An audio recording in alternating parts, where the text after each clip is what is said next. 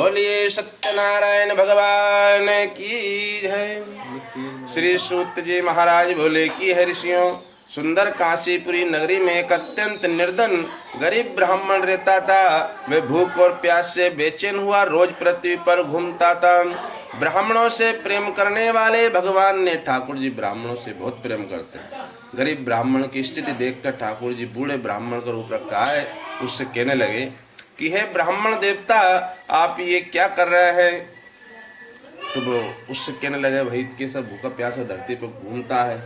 तो वो गरीब ब्राह्मण के लिए, भगवान मैं जानता नहीं, सब स्थिति बेकार है, पेट भरने के कारण मैं मेरी स्थिति के अनुसार पृथ्वी पर भ्रमण कर रहा हूँ। तो वो कहने लगे बूढ़े ब्राह्मण रूपी देवता सत्यनारायण भगवान कि हे ब्राह्मण, तुम सत्यनारायण भगवान का पूजन करो, जिसके करने से मनुष्य शब्दों से मुक्त हो जाता है। ब्राह्मण को सारा विधि विधान बतलाकर बूढ़े ब्राह्मण का रूप धारण करने वाले श्री सत्यनारायण भगवान अंतर ध्यान हो गए। जिस व्रत को बूढ़े ब्राह्मण ने बतलाया मैं उसको अवश्य करूंगा, ऐसा निश्चय करने पर उस ब्राह्मण को रात में नींद भी नहीं आई और सवेरे उठकर सत्यनारायण भगवान का व्रत का निश्चय करके भिक्षा के लिए चल दिया। उस दिन उसको भिक्षा में बहुत सा धन मिला, जिससे उसने अपने भाई बंधुओं के साथ सत्यनारायण भगवान का व्रत किया। इसके करने से ब्राह्मण अनेक प्रकार की संपत्तियों से युक्त हुआ। उस समय से ब्राह्मण हर महीने व्रत करने लगा। इस तरह सत्यनारायण भगवान के व्रत को जो करेगा वे मनुष्य शब्दों से छूट जाएगा, अंत में मोक्ष को प्राप्त होगा। श्री सूत जी महाराज बोले कि हे ऋषियों, जिसने व्रत को किया है वे सब सुनो। एक समय वही ब्राह्मण, कौन सा? गरीब, अब ठाकुर जी की कृपा से धनवान हो गया है। उसी समय से ब्राह्मण, उसने विचार बनाया था कि मैं सत्यनारायण भगवान की कथा करूंगा। भिक्षा के लिए गया, उसको खूब आनंद हुए, उसने कथा करी, ठाकुर जी की कृपा से आनंदित वो हो गया। एक समय वही ब्राह्मण धन और ऐश्वर्य के अनुसार भाई बंधुओं के साथ व्रत कर रहा था। उसी समय एक लकड़ी बेचने वाला बूढ़ा आदमी आया। बाहर लकड़ियों को रखकर ब्राह्मण के मकान में गया।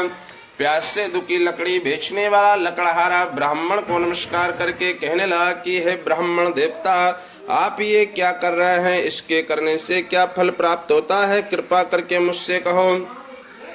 ब्राह्मण ने कहा, श्री सत्यनारायण भगवान का व्रत है, इसी की कृपा से मेरे यहाँ धन धान्य आदि की बढ़ोतरी हुई है। ब्राह्मण से इस व्रत के बारे में जानकर लकड़ी बेचने वाला बहुत प्रसन्न हुआ।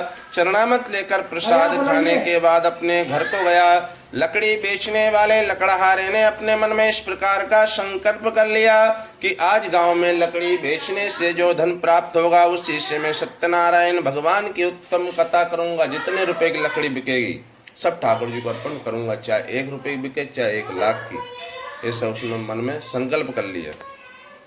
ऐसा मन में सोचकर ऐसे सुंदर नगर को गया। उस रोज उस बूढ़े को उन लकड़ियों का दाम पहले दिनों से 4 गुना ज्यादा प्राप्त हुआ। तब बूढ़ा लकड़ी बेचने वाला लकड़हारा दाम लेकर अति प्रसन्न होकर पक्के केले की फली, शक्कर, घी, दूध, दही, गेहूं का चूर्ण, संपूर्ण सामग्री को लेकर अपने घर को गया। फिर उसने अपने भाइयों को बुलाया, विधि के साथ भगवान जी का पूजन किया, व्रत किया।